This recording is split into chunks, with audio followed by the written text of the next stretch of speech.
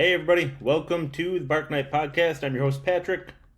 And I'm Dan. Welcome to episode 45. 45 whole episodes. We're doing Staring it. on the barrel of a 45.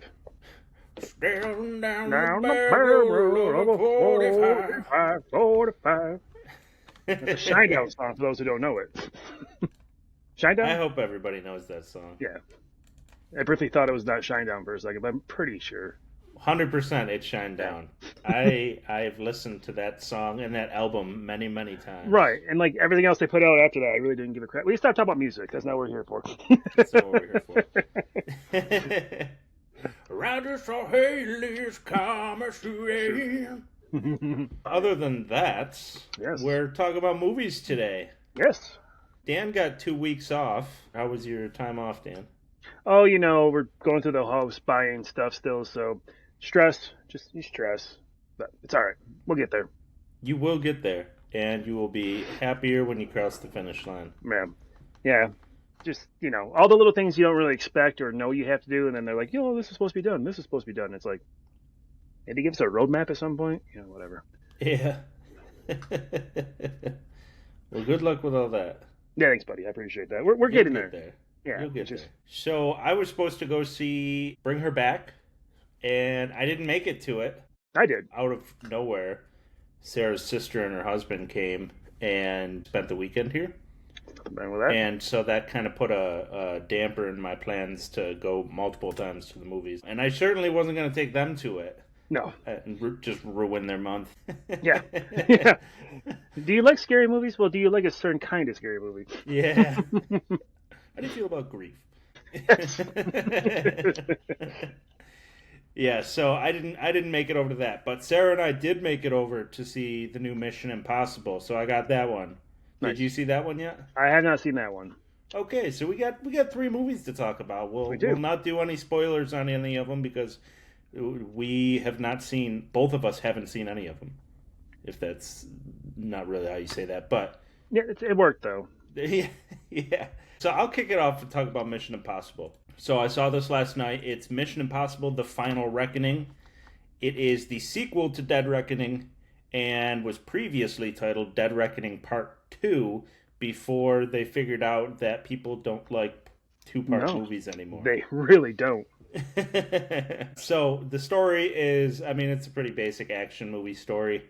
Team of spies working to stop the evil AI entity from taking over the world, basically. Nice. Super, super basic plot. The director is Christopher McQuarrie, who we know as the director he's a director, but he also writes a lot of movies. Mm-hmm. So he's written probably like 20 movies or something and directed 10. And those numbers aren't accurate, but it gives you a good idea. It's around 20 and around. Close enough. Yeah. Yeah. He won an Oscar for his screenplay for The Usual Suspects. He didn't direct The Usual Suspects, but he did write it, and he won an Oscar for it. So, The Usual Suspects is awesome. You've seen The Usual Suspects, right? One of my favorite Tarantino movies for sure. But I love that movie. Tarantino didn't direct it. Usual Suspects. You're right. I'm so sorry. My brain went to Reservoir Dogs for some reason. Yes, Usual Suspects is also very good. That's the Kevin Spacey one. Yeah, my bad. Yeah, Kevin Spacey, Gabriel Byrne, Stephen Baldwin, Benicio del Toro, a whole bunch of other... Chaz Palminteri. Palminteri, say his name? Yeah. Really, really good heist movie, crime movie, a little bit of crime both. movie for sure. Yeah. Yeah, crime like story, a mystery kind of. Yeah. Yeah, super good. So he wrote that, and he also wrote The Way of the Gun.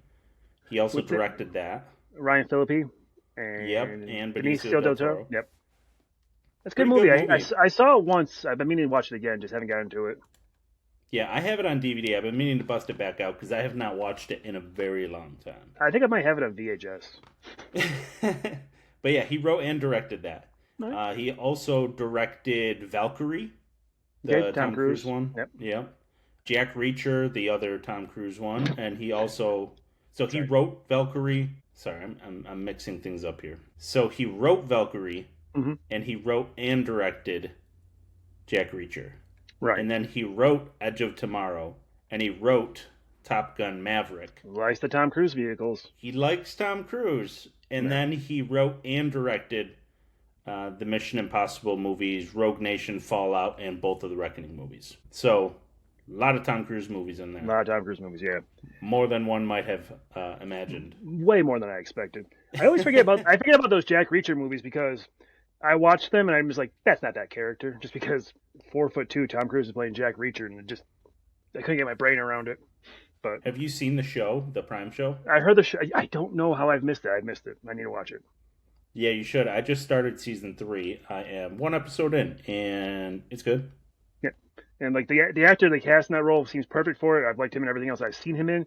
It seems like it's right up my alley. I just haven't. Alan Richardson. Yeah, he's really good in it. So yeah, the directing of this movie is great.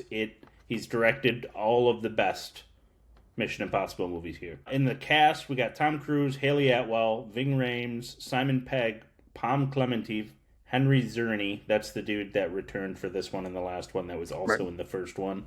Right. Holt McCallany, Janet McTeer, Nick Offerman, Hannah Waddington, Trammell Tillman. He's the one from the Apple Plus show Severance. Okay. And Angela Bassett and Shea Wiggum. Oh yeah, I forget Angela Bassett pops up in those movies. She has popped up. She was really good in it. She's like the Amanda Waller of that world, kind of. She's the president in this one. Yeah, well, somewhere. So she does really well as the president. It's cool to see her like in that type of role. Right. You know, like it kind of shows like the type of person you could have for president if we decided we wanted to stop, electing 80-year-old people anytime soon. Not gonna happen. That's not how we do things. That's not how we do things, man. Yeah. Does it seem like a bad idea? Let's go with that. Yeah.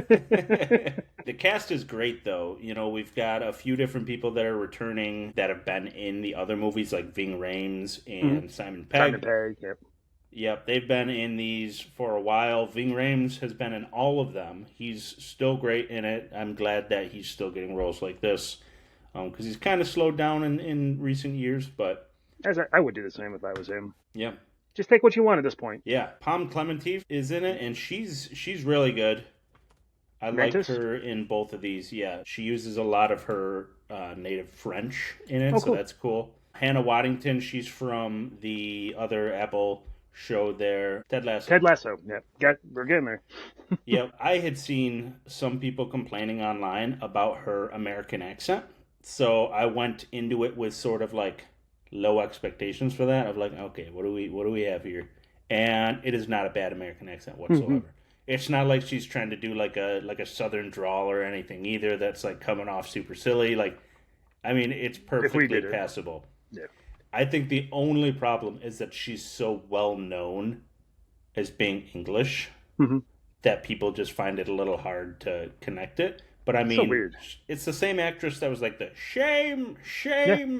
In Game of Thrones, so like, I don't know, she's good. People like to find things to complain about.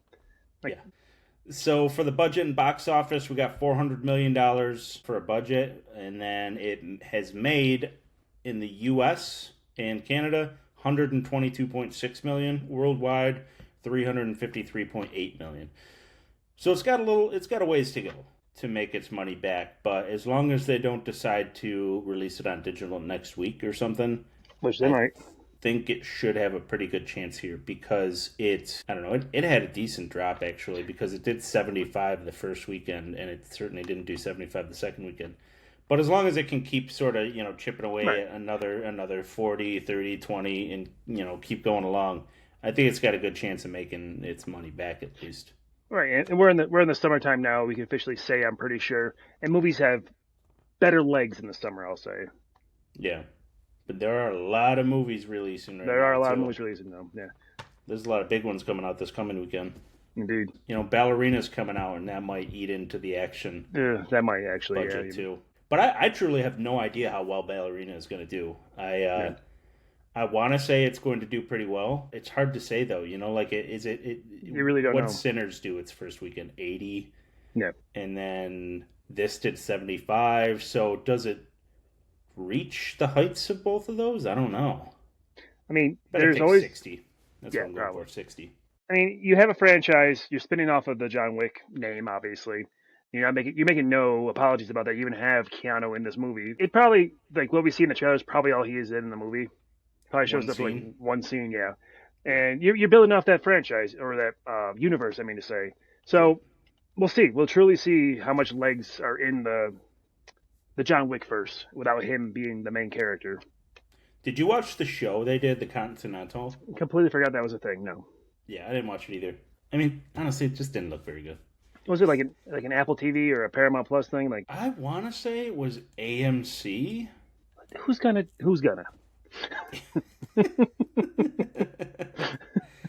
Yeah, I have no idea. I think Ballerina might eat into this box office, but I still know people. Like, I was talking with some coworkers at work today, and they were like, "Oh yeah, we still plan on going to see that." Yeah, So I think there's still a bunch of people out there, and it's getting pretty good word of mouth. So I think it's going to do pretty decent in the long run here. I look forward to catching it at some point in the drive-in this summer. I'm sure it'll be with something else action-based, and it'll be a fun double feature. Hopefully, I did see that it's not going to be at your drive-in this coming weekend. It's like Yeah, Lilo and Stitch and something Mufasa. else, and then yeah, I saw that too. That was like last weekend. They had Mufasa playing. I was like, why would you not put Minecraft? Like that's a wild decision. Like this movie came out in 2024. Yeah, I guess they did. I don't know. Maybe they just thought double Disney feature. I don't know. Doesn't make Yeah, sense to me either. maybe they were just trying to save money.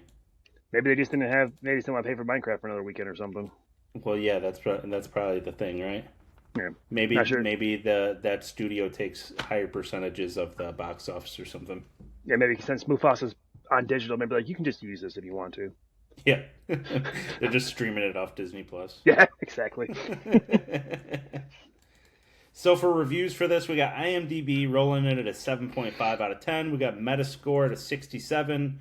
This one literally never makes sense. It seems like every movie's in the 60s for them. Rotten Tomatoes, we got critics at 80, audience at 89%. Ooh, okay. Yeah, pretty good stuff right there. And then Cinemascore is an A minus. We've done a lot of good movies for the Cinemascore Yeah. lately. As soon as we found out exactly what it does, or I don't know, I guess I kind of always knew about it, but I never used it. And now that we're using it for the podcast, it's something I check all the time. Yeah, it's really interesting. Online But chatter wise, threads and everything, it's been largely positive. You know, I think a lot of people have had the same sort of thoughts that I have. So I'll get to those. okay, I mean the Mission Impossible movies have been fun, just pretty much throughout. Number two is a little weird. Number two is the John Woo one. That's not Yeah, a lot of people's favorites, but still fine. it is certainly at the bottom of the list. I saw Yeah. something the other day where like it's been people have been like sharing like scenes from it and everything, and they're like talking about how like I mean, so it's the most 2000s movie of them. Oh yeah. You know, it's got Limp Bizkit in it. It's got like It won't believe him it, throwing the camera or Yeah. the sunglasses at the camera and then exploding on the screen and This message was self-destruct. yeah. It's got the you remember the scene at the beginning when he's rock climbing and then he slips and like grabs the ledge Hmm. right at the last second. And then like I think it was like the MTV Video Music Awards, he turns and it's Ben Stiller. Yeah. That is one of the best bits that they did with the two of them there. Oh, It is so funny. it was And then so they good. have the scene with both of them in it, Mhm. with him and Tom Cruise, Yeah. and it's Because he's a stunt double. Yeah. yeah, it's absolute classic. Yeah, I really wish they would go back. I mean, maybe they do. I haven't watched an MTV Yeah. Movie Award in 20 years, but I'm sure they still do stuff like that, but yeah, I have no idea. now it's like Machine Gun Kelly, and I'd rather punch myself in the face. Is that too much? Machine Gun Kelly sucks. Yeah. I do not support Machine Gun Kelly. I'll make that a statement. Yeah. I saw he released a new song, and I saw like No, a clip from it, and it looks like one of the worst songs ever made. Like it's not even like rap anymore. Yeah, like his cover of Numb there a couple of years back. That was, Ew. He Yeah. did a cover of Numb? Oh yeah, it's real bad. I'm sure it is. Pretty sure it was him. Maybe it's a different one. I get them all confused. I also don't care. If Yeah. I'm wrong, whatever. Let me know in the comments. Yeah. All right, so let's get to my review of this. Yep. So it's good. It's really good, actually. It is long, but it's very good. It's 2 hours and 50 minutes, and that's really my only complaint of it is that like when we left the theater, it was like almost midnight by that point. Like we went to the 9 o'clock showing, Mm-hmm. and yeah, it's like it was like 11:55 or something when we got out. And Yeah, Sarah was like, "I think I'm gonna sleep the ride home." Like, that's fair. so she was even You saying walk out that of the movie theater, the you're like, what ending kind of year? dragged on it. But despite that, it's very, very good. They have Okay. a handful of like extended, very extended, if you're asking me, uh, extended action sequences where just the coolest stuff is happening. And you've seen a few of them in the trailer. There's one with Tom Cruise underwater Mm-hmm. that's like an extended scene, and you're just watching it and you're like, this was, I want to see how they made this, you Right. know?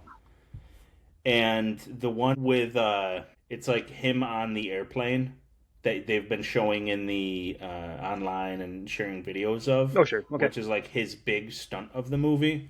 You know, like in Mm-hmm. Fallout, his big stunt of the movie was riding the motorcycle off the cliff. Right. In this one, it's him basically like riding on the wing of the villain's plane, Biplane or and whatever. yeah, and like climbing up and like fighting with him while he's like on the wing of this plane. And it is extremely, extremely impressive to watch. And it's even more impressive when you know that like it's actually him on it. Mm-hmm. And he does the only protective thing that he has is like a strap between Yeah. him and the plane. So And there's a ton of that going on. he's done that crap for a while, and more power to him. But Yeah. I wouldn't. That's what they got stunt doubles for.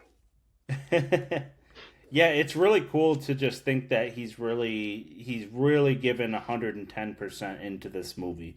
You know, he's done a ton of movies, he's done a lot of action movies, he's had other franchises, but this is really the one that he throws all his weight behind. And it shows all of these scenes, they are better for it. You know, you've got real minimal use of CGI in these scenes, not Right. noticeable or distracting CGI, you know? Mhm. It's really good. So I think it stacks up pretty well with the rest of them.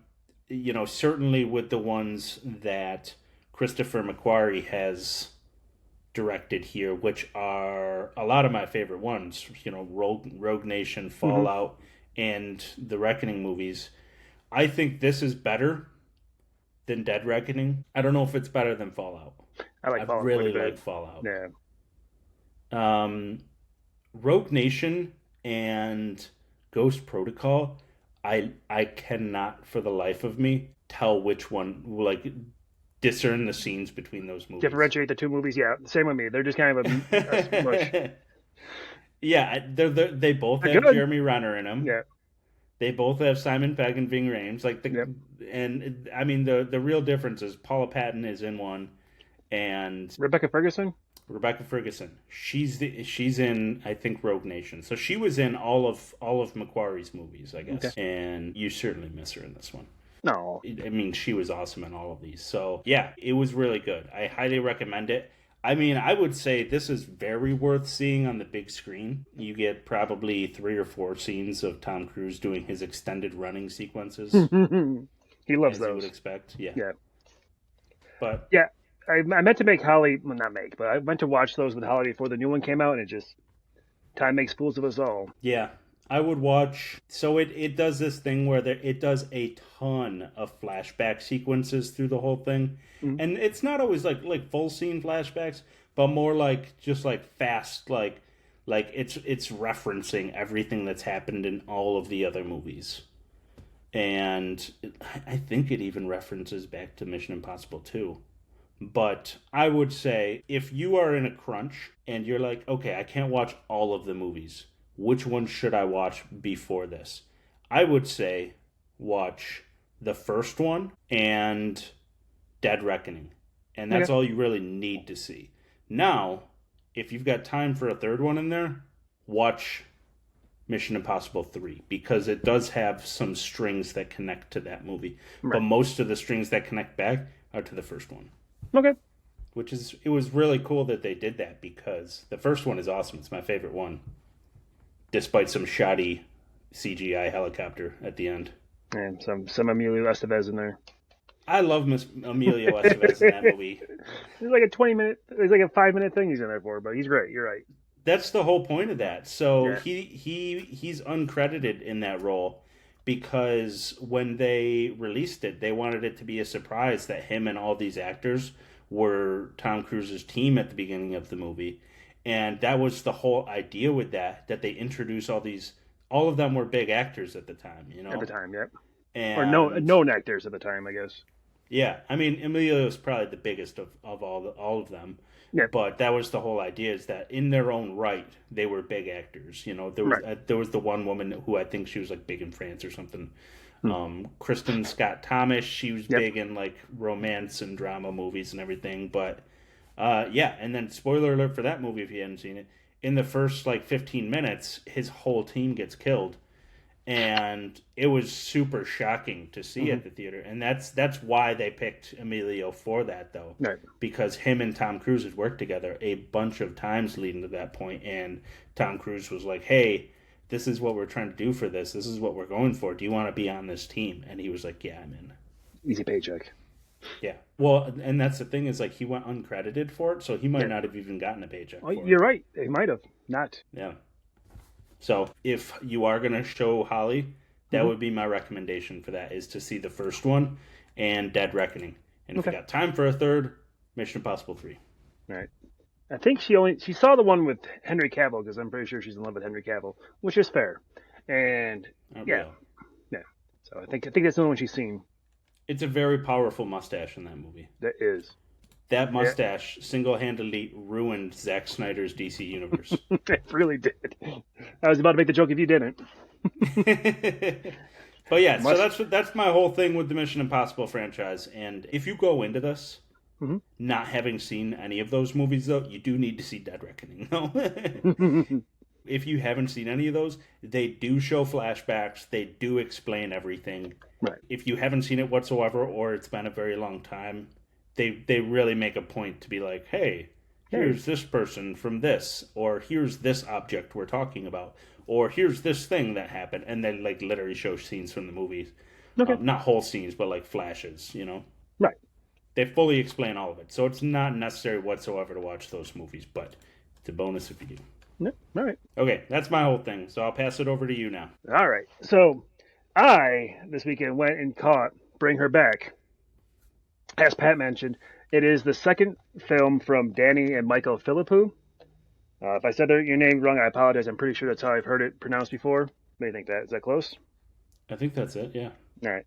And Australian directors, they were YouTubers. They've used that as a springboard to make their own careers. Talk to Me was their breakthrough. It was a huge breakthrough for them. It's a well-regarded movie in the horror community, I'd say. In the last few years, people generally, I don't think I've heard anyone say anything bad about Talk to Me since it came out. No, it's pretty universally Right. beloved. So how do you follow up a debut that good? This is their attempt. Movie that is about grief, kind of a lot about grief. It's similar to Talk to Me in some aspects of the way it's filmed and some of the like you can see similar threads, but it's a completely different movie. Like Talk to Me, I think is a way scarier movie. This movie is much more of a psychological kind of about grief and things of that nature. And it focuses on a brother and a sister who were orphaned, but their father has passed away. So they get sent to this woman's house as a caregiver, and immediately you can tell something's off. And it's basically the sister, I should say, is also blind or vision impaired, I should say, not blind. She's vision impaired, and the brother's been protective of her. And so he's trying to protect her. The woman of the house is woman of the house. That's a dumb statement. But the woman whose house they get sent to, just creepy vibe. Just like, like sometimes people are too nice. You see someone and you're like, that person's being too nice. There's something off there. Yeah. Very much these vibes. So, and then as the movie goes along, you start noticing things. You're like, stuff's off, stuff is not wrong, stuff's not right. I mean to say, they do a whole thing like you see a lot of circles, and then you start to piece together. Like it doesn't hold your hand either. Like you have to kind of piece together for yourself, like what happened and what's going on. So from that aspect, it's fantastic how they did that. Like they don't hold your hand at all. They're like, this is what's happening. Try to figure out how we got here without being like the exposition dump of like, this is why I did this, you know? And so, yeah, that's the basic rundown of what you're getting in this movie. The cast, mostly young actors who you probably haven't heard of before. Yeah, Billy I had Burt, heard that because they did that with Talk to Me. Is they did. like the mother is the only known actress Miranda Otto, in the yeah. entire thing. Yeah. Yeah. So same thing here. Billy Barrett, don't know, haven't seen him in anything before. He's great as the older brother. Sora Wong, who plays Piper, the sister, I mean to say. This is her first acting role. She hadn't done any acting before, but I guess her mother responded to a Facebook ad for visually impaired actress, and she went and nailed it, I guess, and they hired her. This is her first performance. She's good in it. There's another kid at the house when they get there named Oliver, and he's played by Jonah Red Phillips. And he's really good. Like, he doesn't have many lines, but he's menacing. Just like, like there's been some good kid acting lately. Yeah. I think he does a great job just being this creepy little something off. Like you can't put your finger on it, but something's very much off with him. I feel like kids in general are just really good at being like super creepy. There's something to that. There's something definitely to that. So like, yeah, if like, a kid why are kids so weird? Like yeah, like just a kid stares at you, you immediately feel like you're gonna explode or something. I don't know. Right. So yeah, that's the supporting cast really. I shouldn't say supporting cast. The brother and sister are obviously the main characters, but the scene stealer, the person who will be talked about for this, I think, in the same regard as like Toni Collette from like Hereditary, because she gives like that much of an unhinged performance, I think, and it's Sally Hawkins. Yeah. Sally Hawkins plays the woman who takes them in as the foster mother, we'll say. She plays Laura in the film. And Sally Hawkins, if you don't know, probably most known from being in the fantastic Paddington 1 and 2, and then probably The Shape of the Water is probably her most famous recent movie, I'd say. Yeah. But yeah, she is a tour de force in this. Like, she carries like the movie. Like the movie itself, I enjoyed. Not to get too far into it, but like her performance is fantastic. Like, she's a great actress. Yeah, and she's really given just free range to do what she wants, and she kills it. She absolutely kills it. She's menacing, but you also kind of feel a little bad for her because you see kind of where she's coming from, and like you get the backstory, the tragic backstory of like why she wants these kids here, and things of that nature. So yeah, that's the setup. It's I say it's probably it's like psychological, like I said, not like pure like scare like Talk to Me was.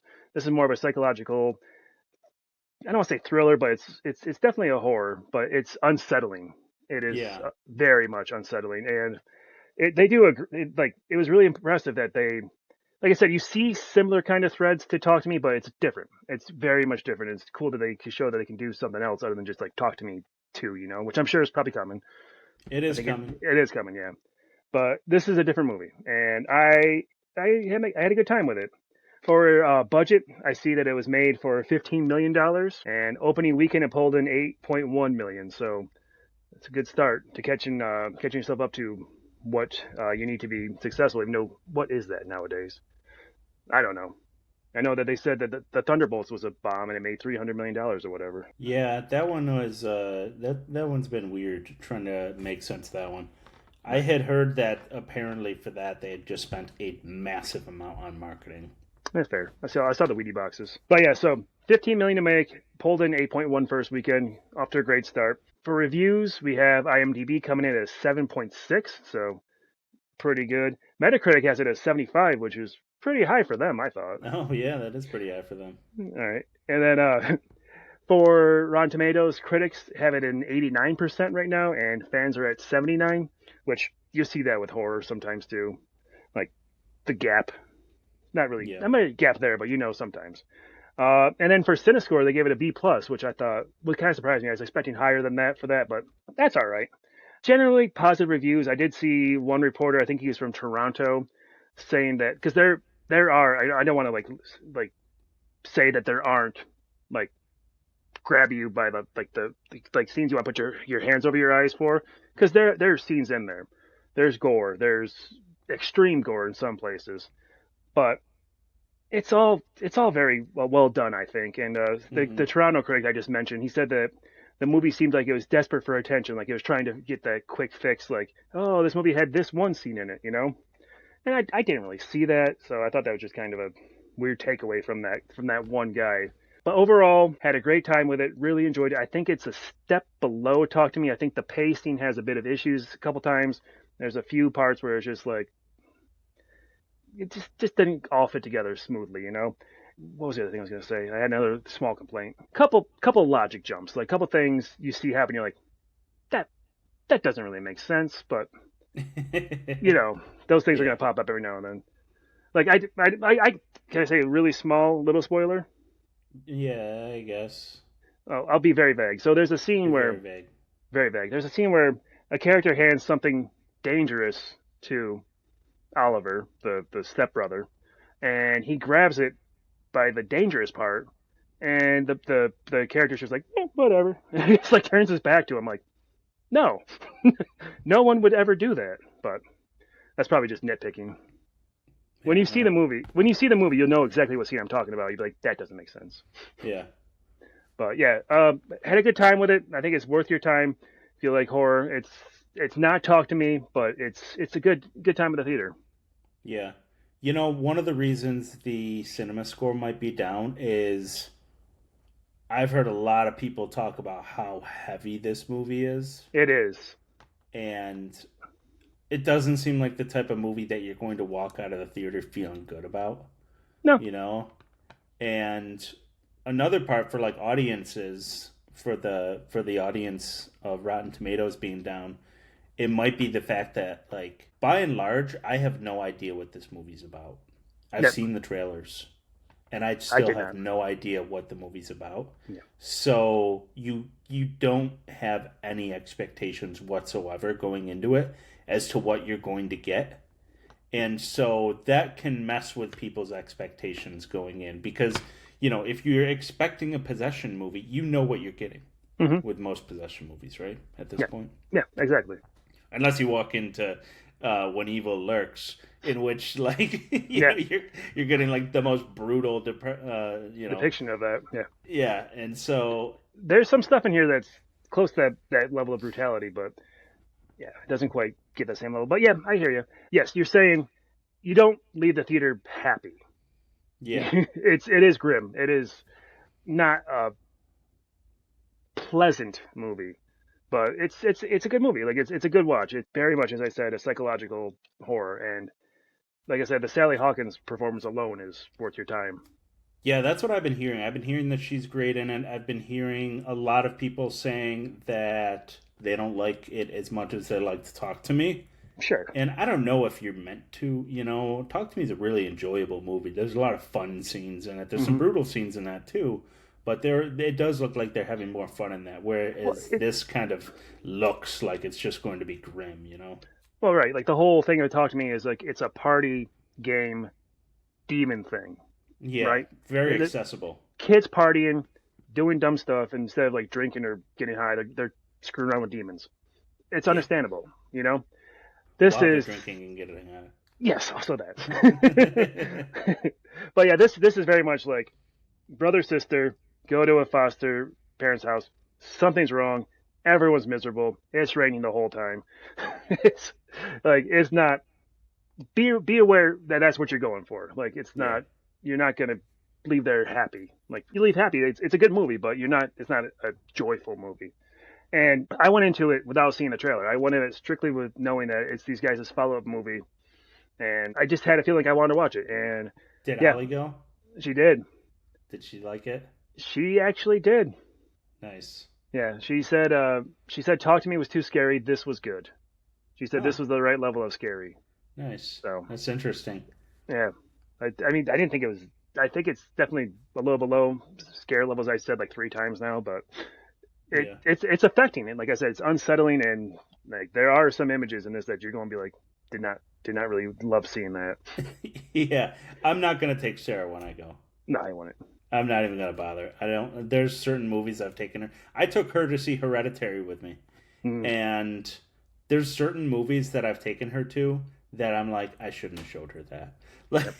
Yep. and like I've ruined horror movies for her with a couple different movies, so Right. I know better with this one. Yeah. Yeah. Like there's a new rule that if there ever's another Evil Dead, she's not watching it. So Yeah, I'm She, sure. But yeah, I'm glad to hear about Sally Hawkins. I've oh yeah. always been a big fan of hers. She is great in Shape of Water. Hmm. I'm a really big fan of that movie. I think so. She's been nominated for an Oscar twice now. I think that she's an actress that's just waiting Just waiting for to one. get the win Yeah, because she's so consistently good. yeah. You know, it's like her on the women's side and Ethan Hawke on the men's side. Right. Like guaranteed, he's going to win an Oscar eventually. That's a good way to put it. I haven't thought of it that way, but you make a good point. Heck, I mean, it's early, but I mean, horror got some Oscar love last year. Yeah, I mean, that's this kind of performance. Like she's that good in this. that's cool. Hopefully, she gets nominated. She was nominated for Shape of Water, right? Shape of Water and Blue Jasmine. I've never seen Blue Jasmine. There's a lot of blue something movies. I've kind of got them all mixed in my head. I don't know. She was also in the Godzilla movies, the new one. She Yes, was she in was. Godzilla 2014 and King of the Monsters, and but then she stopped being in the last like I think two. And I thought that was a huge loss for them not to have her in it because she's really good in those two. Yeah, yeah, But agreed. now they got Dan Stevens, so they got that going for them. I mean, And that's Rebecca always fun. Hall. Yeah, So yeah. everything's better with Dan Stevens. Let's be honest. Everything is better with Dan Stevens. Did you see the trailer for that new Possession movie he's releasing with Al Pacino? No, It's called The Ritual, and like you watch the trailer for it, and you're like, okay, that looks completely passable as a horror movie. But the fact that you have Al Pacino and Dan Stevens in it, that really brings my attention to it yeah, because it's like on one hand, like Al Pacino's done plenty of movies that are not good just for the paycheck, but but Dan he's done a lot Stevens of does good. Yeah, not, yeah, he doesn't. He puts it all in every and time. Al Pacino pretty much always brings it. And so seeing both of them as like the two priests in this movie that are doing the exorcism, I'm like, okay, I'm in with that. I mean, I'll have to watch the trailer for that. That sounds great. Yeah, cool. Yeah, I think I'm gonna go see this movie some night this week, so I'll tell you about what I think next week, hopefully. I think it's worth your time. I think you'll enjoy it. But like I said, not a happy one. Yeah, I'll wait until I'm in the right mood, maybe like Wednesday or Thursday night. Probably pick it up on physical media when it comes out, but it's not one I'm gonna like pre-order. Probably just wait for it to be like on sale at some point. But it's worth owning, I think. Yeah, it'd be cool if A24 did like a little box set of that and brought Talk it to to me. me. Yeah, that'd be cool. I'm waiting for like the collector's like big edition that A24 usually does that they've done for like the Lighthouse and Midsummer and those. What if I'm they send waiting it for out? that for Talk to Me. What if they send it out with like that a replica hand? They have that. That's a thing that exists It real now. exists? Oh, okay. Yeah, you can get it, but it's like $150, and I just I wasn't willing to do that. I don't need that The much. other weird thing is that the hand doesn't have all the little signatures on it. You've got to put them on it, and I was like, I don't want to do that. Seems like work. It is work, but also like if you want to resell it down the road, it's all your little things, Yeah. Like So it kind of don't love it's that. yeah. So it kind of put me in the position of like, well, I don't want to write that stuff on it myself, and but I also like it looked weird sitting on a shelf with Without anything on nothing it. on it. Yeah. Yeah. You're I guess paying. maybe you could use like dry erase, but even after a certain period of time, that becomes permanent if you leave Yeah. it for a couple of years, you know? I mean, then like yeah, you're paying $150 for a blank mannequin hand. Yeah, basically. Yeah. No, thank you. Yeah. But yeah. Yeah. Cool. All right. So Did you want to talk about Lilo and Stitch at all? let's talk about Lilo and Stitch. You saw it too, right? I did not see it. Oh, you didn't see it. Okay. All right. Well, I didn't prepare anything for this, then, so I don't have like the reviews or anything in front of me. That's completely fine. But yeah, Tell us about it. when caught the live action Lilo and Stitch, and I would rate Lilo and Stitch as like one of my favorite Disney movies. Like I mean, like everyone has certain Disney movies that just kind of hit for them, Yeah. and Lilo and Stitch has always been like one of mine. Ever since it came out, I'm just like I like that movie, Yeah. and so I'm a big fan of that too. I showed Sarah. yeah, and so I was very much concerned about the live action Disney movie because they haven't been great Right. overall. They've been downright terrible in some cases. Exactly. So like Dumbo, ugh, ugh. I didn't But even watch that. don't. And I heard Pinocchio's worse, so I'm never going to touch that one. But anyways, getting off topic. So went into it with expectations of, I was trying not to be like, don't be a fanboy. Don't be like, this isn't in there. This isn't there. I hate it because it's different. Yeah. And we went and watched it. Had a good time with it, but I got to tell you, I think the animation's just better. I just think it's better. It's just a Yeah, more that complete. pretty much seems to be what everybody says. Yeah, it's just a more complete, better viewing experience. This one isn't aggressively bad. This one's perfectly passable, but I think I like the. I don't think I know I like the animation better. And if you're on the fence and you're thinking about going to see it or not going to see it, and I can sway you one way or the other, I say wait for it to be on streaming. It's fine. Holly really liked it, but she also had never seen the animation, so Oh, I know. how are And you gonna do her like that, Dan? I didn't know. She didn't tell me. I swear to God, dude, she has a box. She has a box right there. I'm looking at it that is full of like old like Disney VHSs, and Lilo and Stitch is in it.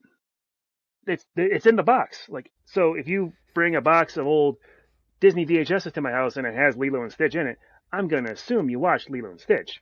Yeah, But I was betrayed. sadly mistaken. What was that beginning of Lord of the Rings? I was deceived. They were all of Yeah, them deceived. So yeah, she really liked it, but I'm like, oh man, now you're gonna go watch the animation and be like, well, this isn't as good, where it's much better. And yeah, also, yeah. yeah, so yeah, so it's not terrible. It's not the worst thing you're ever gonna watch.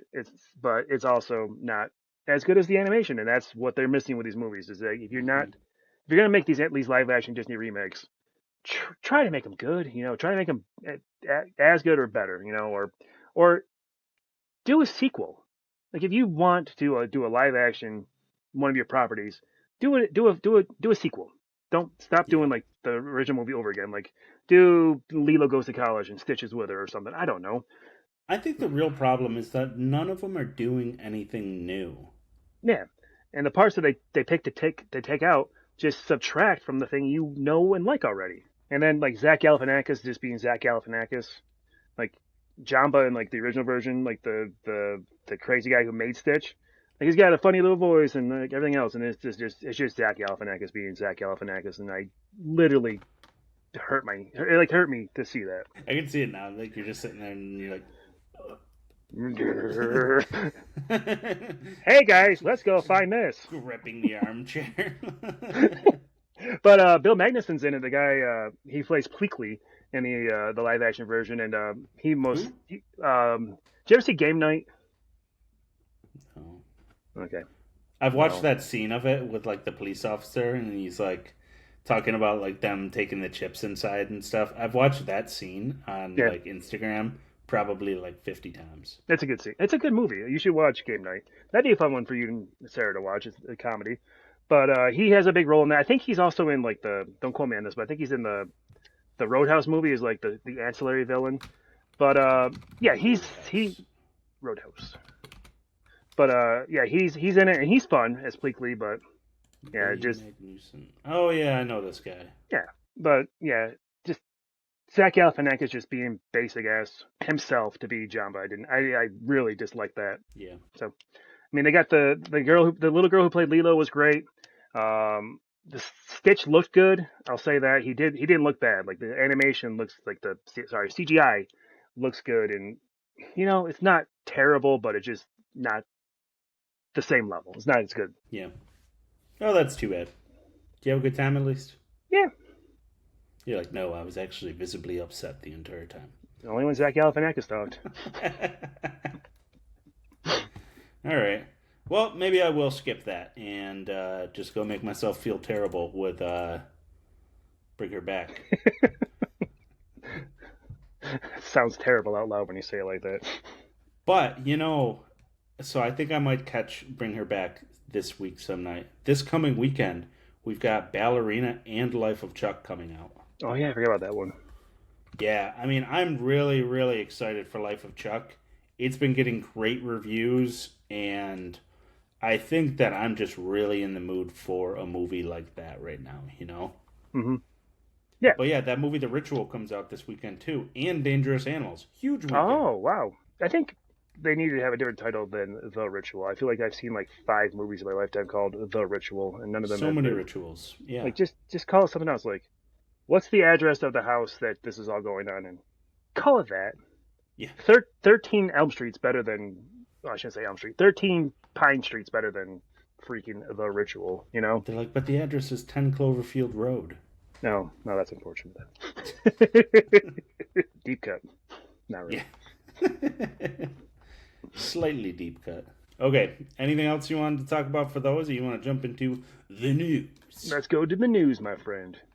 We're jumping into the news.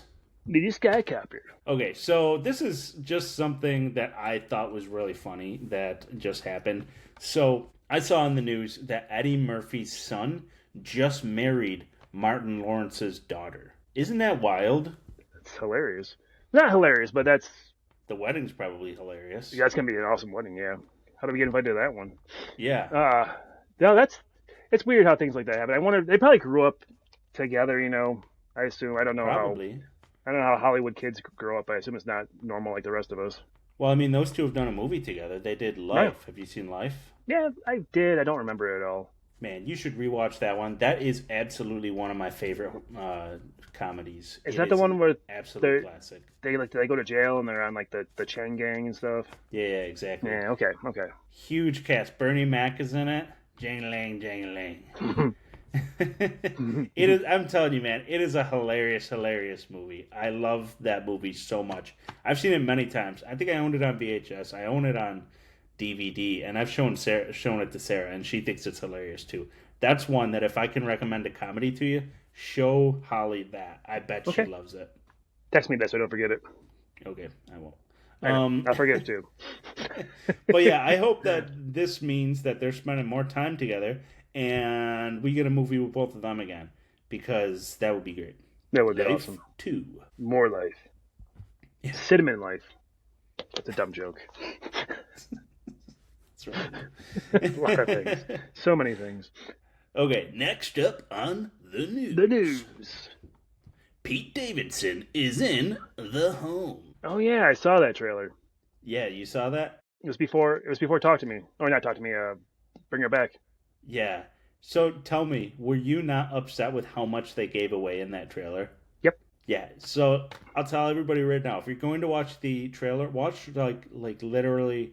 I looked at it before this. It's like a minute and 28 seconds, and the moment he hits the elevator for floor 4, turn the trailer off right there, because it like gives away the whole ending. It gives away who the villain is. I mean, you probably knew. It doesn't look that unpredictable. But they give away a ton after that. And I was just like, oh, this movie actually looks pretty good. But I feel like I've seen it. There's been a few movies like that lately. I want to say, I think Novocaine was kind of the same way. Like, they kind of gave way too much of that away in the trailer. Like, all the action scenes were in the trailer. It's like, cool, thanks. Yeah. Yeah, Wolfman. Yeah. We complained about that one, too. Yeah. That one we didn't know. We thought there was more. There was more movie other than that. We didn't know we had seen it already. We were so young and stupid. Yeah. But anyways, I do think that this looks good, and hopefully I mean, I'm not going to forget who the villain is, but I hope I forget some other stuff that I saw during it. Yeah. But it has the same writer and director as The Purge Anarchy, and The Purge Election Year, which, have you seen those? Nope. You haven't? I haven't seen any Purge movie. Jesus, Dan. I know, dude. Everyone has blind spots, man. Everyone does have blind spots. The Purge came out in 2013, so that's your homework. I'm aware. And Ethan Hawke is in it, man. I like Ethan Hawke. It's weird, I know. It's right up my alley. Just missed it. Yeah. This ain't the last time. So we brought him up twice already. There's going to be a third one. And it's going to be a third one. Yep. But yeah, you got to watch that because it's very good. And the other ones are very good too. Anarchy and Election Year both have Frank Grillo, and they're almost like action horror movies. They're solid. Did either of us ever watch that Werewolves movie? Yeah, I never did watch that. No, I didn't even like seen it available to stream. I haven't either. It hasn't popped up anywhere. That movie just like vanished. They were like, well, that was a bust. that didn't work. Probably like Halloween time it'll show up on Shudder for no reason. Yeah, you're probably right. But yeah, so The Home. Yeah. Next up, Black Phone 2. Did you watch that trailer? Did you watch the full trailer? I did. Man, does that look amazing. It really got me hyped. I thoroughly enjoyed the first Black Phone, and I'm like, how are they going to do this? How are they going to do this so I won't like it doesn't seem like a gimmick kind of, you know what I mean? But it seems like they got a good basis for the story, and like they didn't give away much. Like they didn't tell us how this is happening in the trailer, Yeah. but they like they're the same characters as Finney and his sister, whose name escapes me. Gwen. Gwen sounds right. That sounds right. But yeah, and the grabber's back, and how's he back? And yeah, looks like it's like a winter setting, which is great. We were just talking recently about how there's not a lot of winter horror movies, so I was so pumped about that. yeah. And it's got his like unique vibe that he's done with like the old school looking vibe that he did in the VHS segment that he did. I think VHS 89, I want to say. But he also really did it in Sinister. Mm-hmm. And so the trailer kind of gave me vibes of like The Shining meets Sinister. Mm-hmm.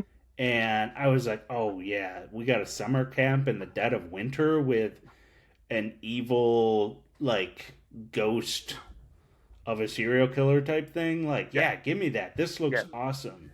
Checking all the boxes. Yeah, and I wonder if he heard a lot of people. So the Black Phone did well, and everybody seemed to like it. But me and many other people said, like, it's not scary, but it's very good.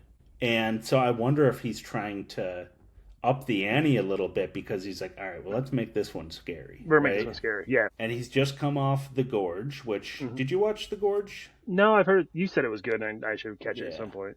It's very good. He's coming off of that, and that's more of like a sci-fi actioner. So he's gotten that fixed. So he's probably like, yeah, let's dive into some horror here. Yeah, they want to be scared. Oh, I'll scare them. Yeah.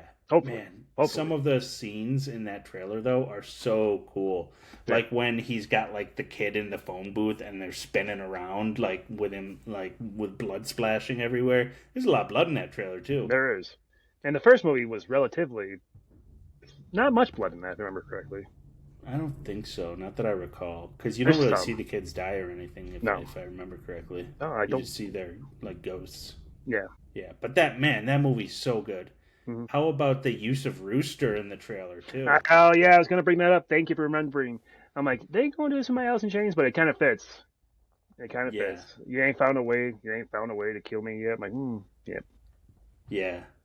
Man, if they do this right, he could be the next horror icon, you know? Like, we haven't had a good horror icon in a good while here.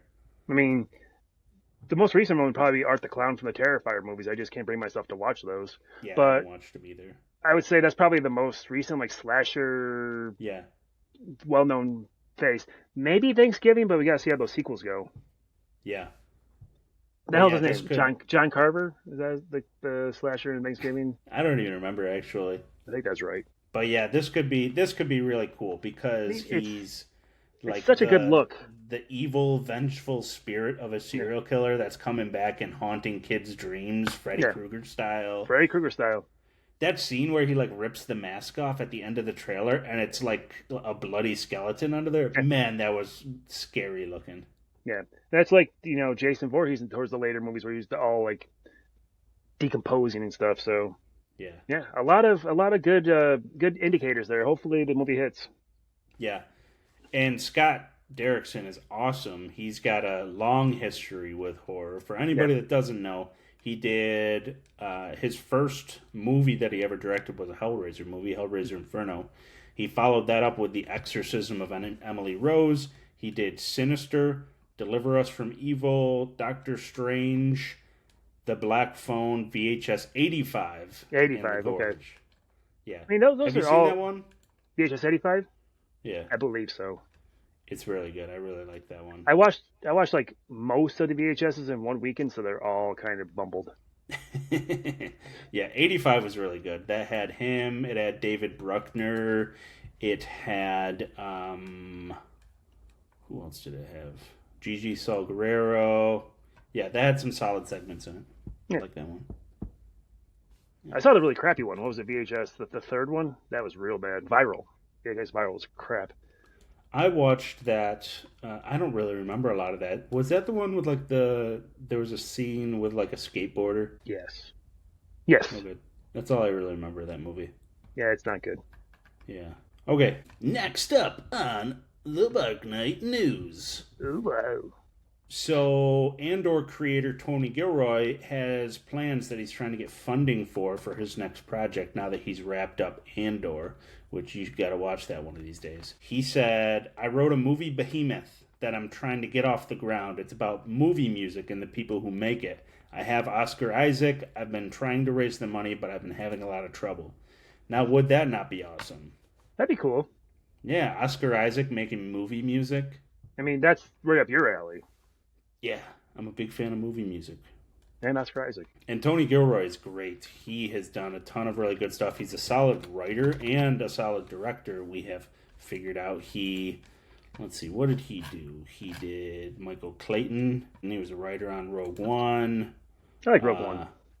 Rogue One is great, and that's why you should watch Andor, because it leads right into Rogue One. Man, I'm not a huge Star Wars guy, but Rogue One was probably my favorite. Well, definitely my favorite of the recent movies, for sure. Yeah. I did enjoy The Mandalorian too. You're right. I should just watch it, but the backlog, it's daunting. But also, when I have free time, I just doom scroll my phone like a real millennial. So gotta get past that. Yeah, that's first step. Okay, next thing up, Frankenstein trailer. Guillermo del Toro released the trailer for his Frankenstein movie, and man, does that look good. Oh, it does. It looks fantastic. Like, everything I wanted from that trailer was in there. Like, Oscar Isaac's again, obviously. Yep. And, like, they don't show too much of the creature, but you see a bit of the creature, and you can see kind of the havoc it's wreaking, and you're like, okay, let's go. Yeah. I was just gonna say, I love like the lab. They did that big sweeping shot of the lab. I'm like, that is exactly how I picture a modern Frankenstein's lab. You know, you can't just have Tesla coils anymore. Yeah, it was the style of it is really cool. It looks pretty similar, like I guess stylistically to Nosferatu. Mm-hmm. Yeah, I think it's going to feel a lot different than that though in it. You know, Guillermo del Toro has a very different style than Robert Eggers, so I don't think it's going to feel the same once you're seeing it. But the trailer had visually, it seemed like it matched up a little bit with that. So I'm excited about that aspect of it. But I mean, he's proven himself to be able to make a pretty damn good horror movie at this point. So I'll watch anything he does. So yeah, very much pumped about it. Yeah. Only thing I'm disappointed about with that, it's a Netflix release. Yeah. So that's one I would have loved to have seen in theaters. I mean, I'm sure they'll put it out there for a limited run. I bet they don't. They haven't been doing that with any lately. Really? Yeah. I haven't been paying attention. The CEO of Netflix just said a few weeks ago that movie theaters are a thing of the past.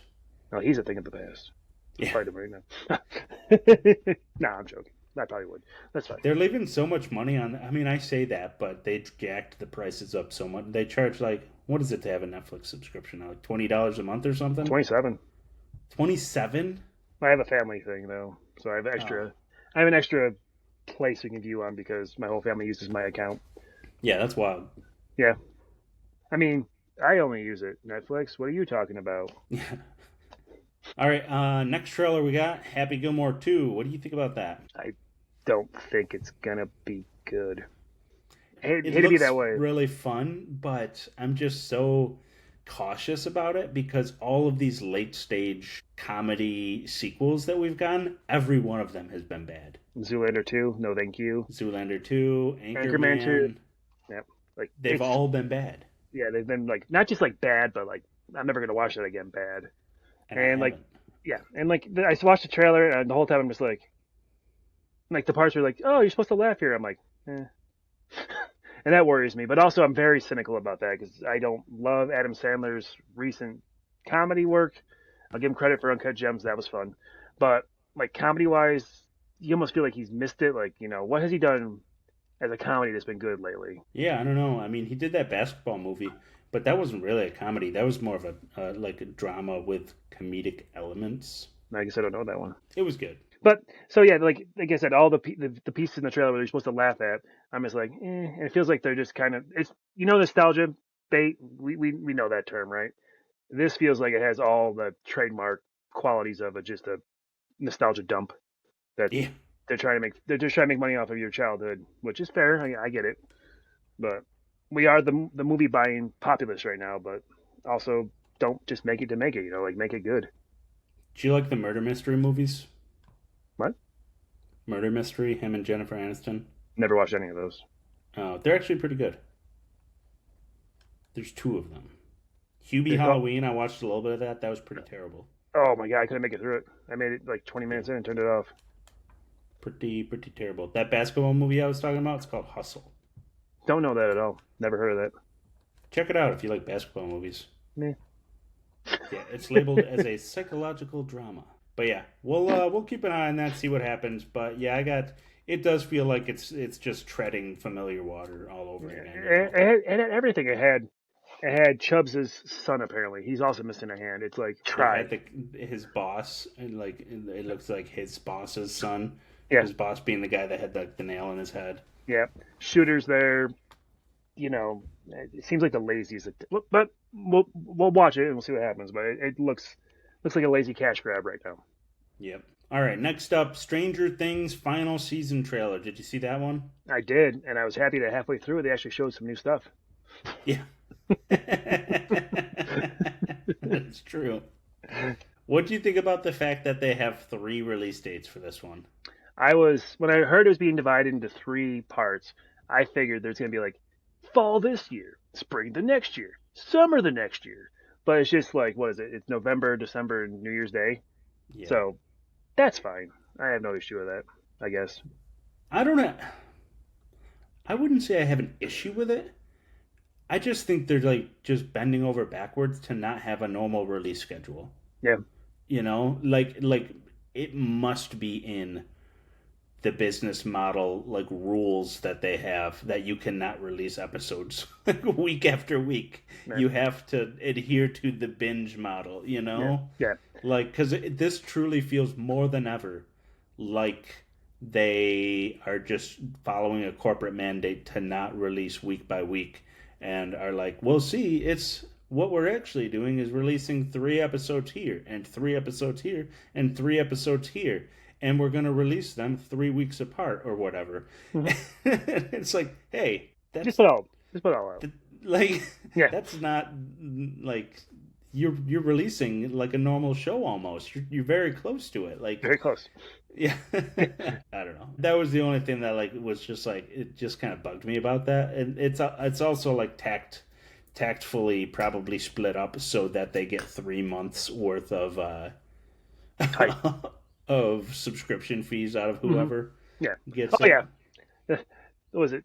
Beginning of November, middle of December, beginning of January. You better make sure you got all 3 months covered. Yeah. Somebody got a raise over that. They're like, yeah. Nice job. That's a Nice good job. Good job. Yeah. It's gonna be so great in our end of year numbers. But yeah, the overall, like, it gives you what you want from that trailer. Like, I mean, at this point, we're 4 seasons into the show. People who like it was a phenomenon for sure. And they could just show, like, they could just flash the Stranger Things 5, and that's all people would need. So, I mean, it did its job. We'll go with. You think they bring Eddie Munson back in some way for these? Yep. Yeah. Somehow. They have to, right? He's such a big star. They now. showed they flashed him in the trailer. Yeah. I mean, you don't do that if he's not going to show up. Well, maybe you do.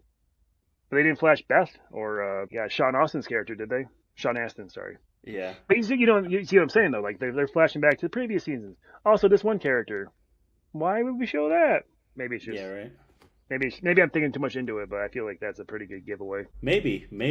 I mean, they could be doing it just because, they're trying to cash in on the fact that they had such a huge star on the show. No, that's true too. Actually, probably. But yeah, I tend to lean towards the fact that they'll probably bring him back. That's what I'm thinking. I've seen some really cool theories online about people thinking that he didn't get killed by those bat things or whatever, but he's probably been like infected with something where he'll be like maybe like a good monster or something that comes back to help them. I don't know. Oh, so like I got nothing to compare that to. My brain went to Hocus Pocus and that weird zombie guy, but I don't think that's a good reference. Well, like the main villain of the show was a human that got stuck over there, right? That's true, yeah. It was an evil person that got stuck over there and got turned into an evil monster. So if he's a good person that's over there and infected with this thing, and dude with the wild hair got bit by one of those things too at the end, so it's possible that he's infected too. I don't Yeah, know. that's true. We'll That see would what make sense. happens. They will likely have him show back up, just because, as you Yeah. said, he's such a big star now, and he was such a what's the word here? Impactful character. Is that it? Like people were him for Halloween. We'll go with. Yeah.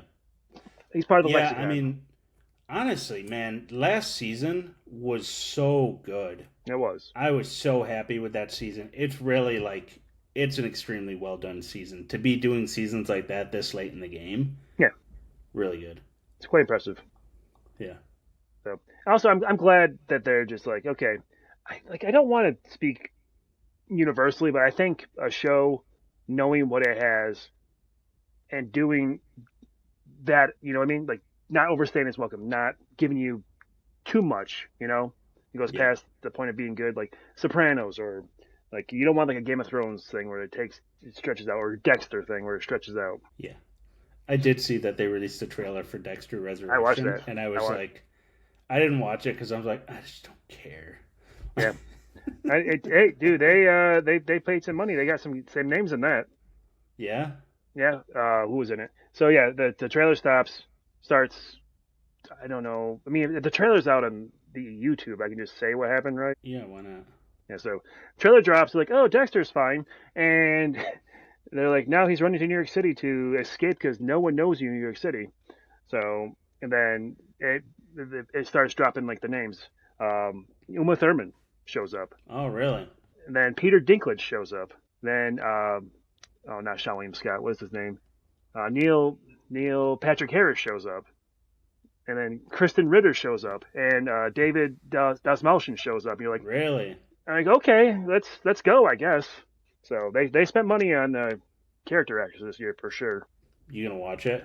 Yeah. I just don't want to. I don't want to have showtime for any extended period of time. Right, right. We watched New Blood.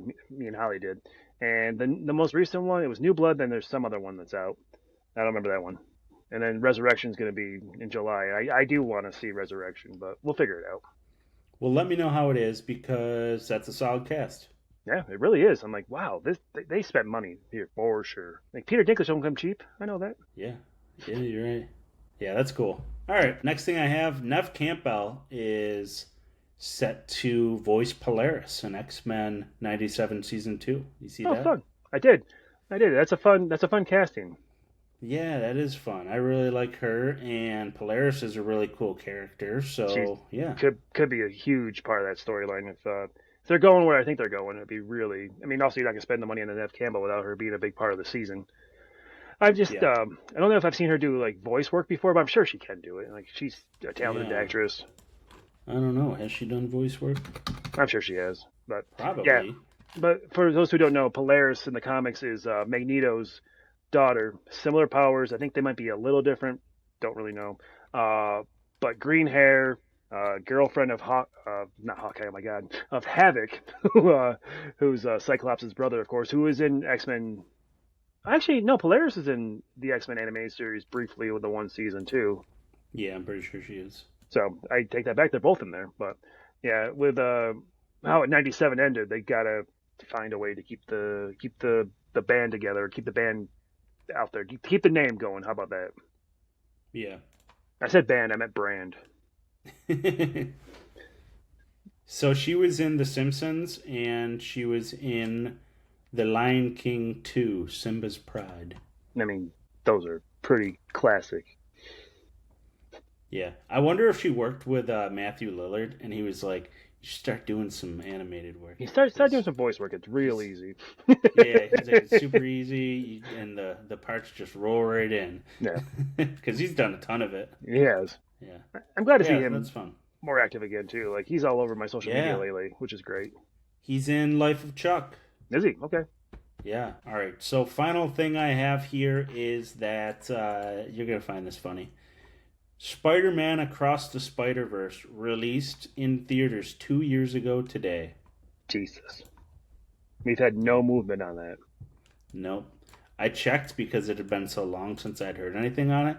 And the release date for the sequel is currently set for June 4th, 2027. So we still have another 2 years until that comes out, and there's always a chance that gets pushed out again. I mean, you figure if they haven't ramped up production now, they gotta get going. Animation's not quick. Yeah, no kidding. And like Haley Steinfeld's not getting cheaper. She's certainly not getting cheaper. That's for sure.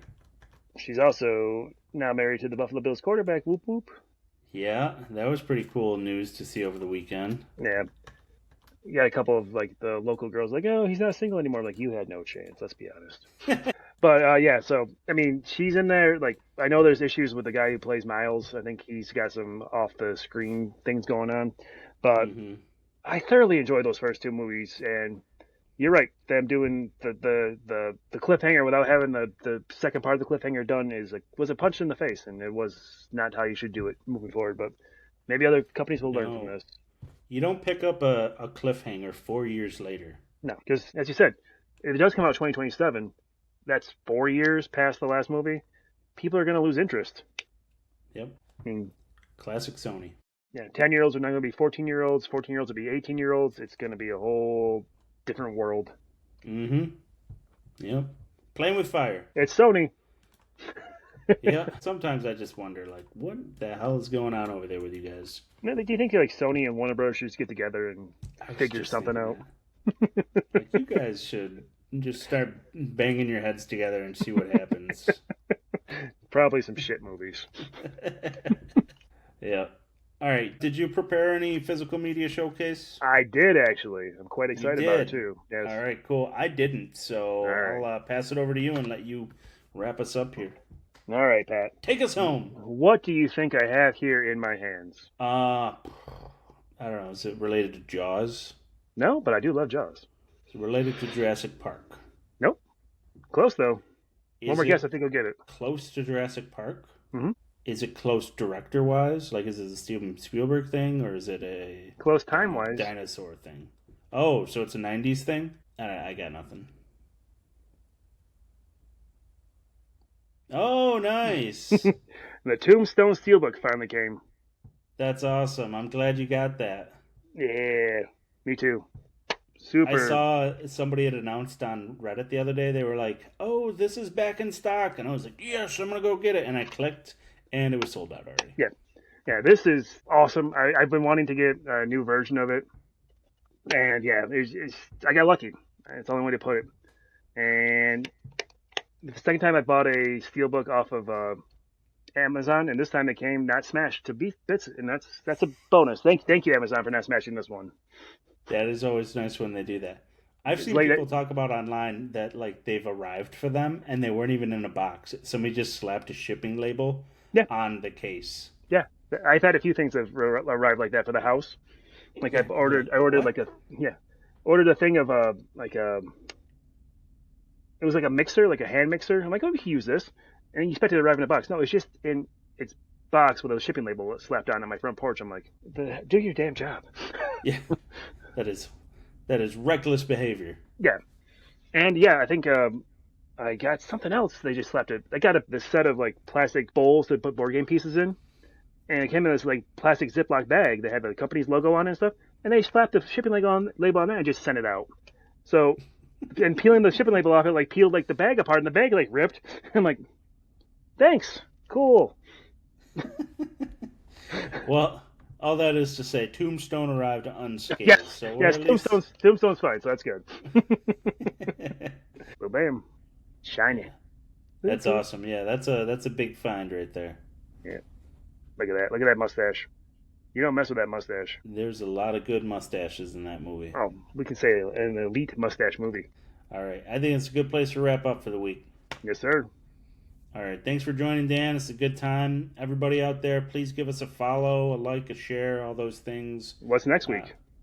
Next week, we are going to talk about whatever of all of those movies we end up being able to see that I mentioned earlier. So we've got Ballerina, Dangerous Animals, The Life of Chuck, and The Ritual all come out this coming weekend. And I don't know what I'm going to go see. I don't either. But we'll see what happens. We got 4. I mean, I really want to see Life of Chuck. And I do still want to see Ballerina. Those are the two I'm kind of leaning towards the most. I kind of want to see So, Dangerous Animals. I don't know why. Something about that gives me like this could be good, like Wolf Creek kind of vibes, but not so. yeah. Definitely gives Wolf Creek vibes. Yeah. Yeah. I bet that is going to be good. Watch that trailer for The Ritual, though.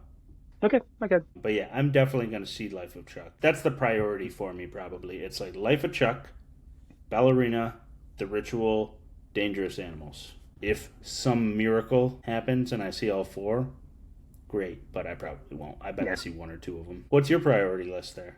Ballerina 1. Ballerina 1, and then I would say probably Life of Chuck 2, Dangerous Animals 3, and we'll put The Ritual 4 because I don't know anything about it yet. Because you haven't watched the trailer yet. Can't watch everything. No, you can't. All right.